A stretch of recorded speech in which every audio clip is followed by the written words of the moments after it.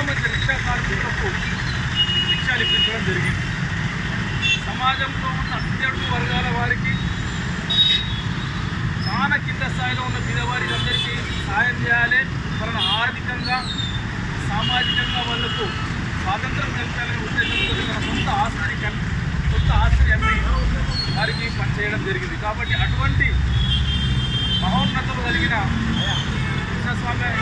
మహోన్నతమైన వ్యక్తిత్వం కలిగిన కృష్ణస్వామి ముదిరాజు గారికి ఈరోజు భోజనమహల్ అసెంబ్లీ తరఫున, అదేవిధంగా అన్ని సామాజిక కుల సంఘాల నుండి ఆయనకు శ్రద్ధాంజలి ఘటిస్తూ, ఇంతకుముందు అక్కడ బర్దం బజార్లో బాలగంగాధర్ తిలక్ గారికి కూడా మేము పువ్వులు అర్పించి శ్రద్ధాంజలి ఘటించడం జరిగింది.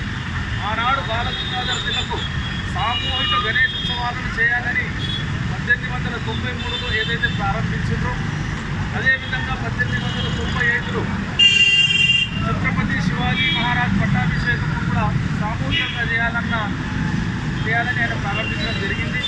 సామూహికంగా చేయడంలోని ముఖ్య ఉద్దేశం ఏమిటంటే, అక్కడ సామూహికంగా దేశం పైన జరుగుతున్న అక్రమాలు, సమాజంపై జరుగుతున్న అక్రమాలన్నీ కూడా అక్కడ మనం ఆ వేదిక దగ్గర చర్చించి ఉత్సవాలను కేవలం పట్టించుకోవడానే కాకుండా దేశ శ్రేయస్సు కొరకు కూడా ఉత్సవాలు జరపాలి.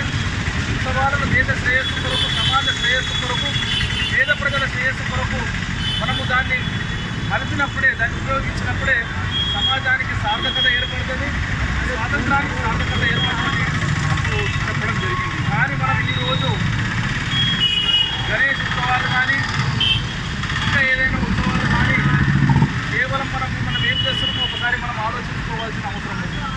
కేవలం మన వ్యక్తిగత పేర్ల కోసం, కేవలం మన ఆడంబరాల కోసం, కేవలము భౌతికంగా మనుషులందరినీ ఏకం చేస్తున్నాం. కానీ ఆలోచన పరంగా పెద్దల మార్గదర్శకాలకు అనుకూలంగా మనము ఎవరిని మనం ఏకం చేస్తలేము. కాబట్టి ఇప్పటికైనా మనకు కేంద్ర పెద్దలు చెప్పింది ఏంటంటే, ఆనాడు ఎంత త్యాగం చేసైతే వాళ్ళు స్వాతంత్రం తెచ్చిన స్వాతంత్రాన్ని ఏ విధంగా మనం కాపాడుకోవాలనో, అదేవిధంగా అంబేద్కర్ గారు ఏదైతే చెప్పిండ్రో సమీకరించు, బోధించు, పోరాడమని ఆయన చెప్పిండ్రు. అయితే మనం ఈరోజు ఏమిటి గురించి సమీకరిస్తున్నాం, సమీకరించిన వారికి ఏం బోధిస్తున్నాం, అదేవిధంగా మనం దేని గురించి పోరాడుతున్నామో ఒక్కొక్కసారి మనమే ప్రశ్నిస్తే మనకు కొద్దిగా మార్గం తప్పినట్టు అనిపిస్తుంది. కాబట్టి ఇప్పటికైనా ఆనాటి పెద్దలు ఏవైతే విషయాలు చెప్పిండ్రో ఆ విషయాల యొక్క అంతర్యాన్ని గ్రహించి, ఆ మూల ఉద్దేశాలను గ్రహించి ఆ విధంగా మనం అందరం నడుచుకుందామని